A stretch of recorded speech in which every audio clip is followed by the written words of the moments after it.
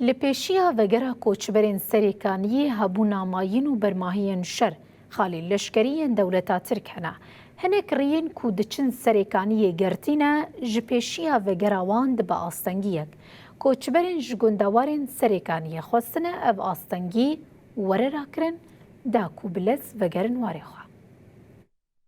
قرية سعيد احنا قاعدة تركية جرفوا البيوت بتركسات نريدهم يطلعون راحوا عليهم يقولوا انسوها ليش ننساها؟ هاي ارضنا هذه بيوتنا باي صفة ننساها؟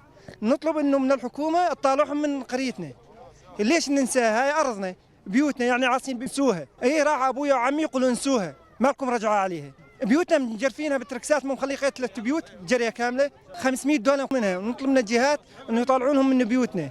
احنا قريتنا مدمره نهائيا كامل على الارض يعني في بيوت جارفينها بتركسات كامل.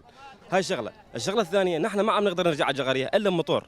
بدنا فتح طريق تلتم راس العين، النقطه التركيه فوق القريه وعاملين حجاره على الطريق قاطعينها يعني واكثر مره رحنا حذرونا قالوا ممنوع تجوا من هون. المهم انه نرجع قبل الشتاء. والاهم الامان. هلا اذا ما في امان انا بروح بضل خايف ما اقدر اترك اولادي بالبيت. والشغله الثانيه هالنقاط التركيه لازم تطلع. واحد منهم ابن عمي، 2 ولاد عمي، واحد منهم نسيبي يعني من فتره طق عليه لغم. البارح ابن عمي مع طرف الجري يعني شاب عمره 23 سنه مثل الورده طق عليه لغم راحت رجلين واثنيناتها. اليوم اذا بدنا نرجع قبل الشتاء بيوتنا كلها طين ما عندنا قدره اليوم نعمر بلوك. احنا اريد اليوم نرجع ونقدر نشتغل نقطع لبن نقدر نعمر. نطلب الرجعه نطلب الامان قبل نريد الامان.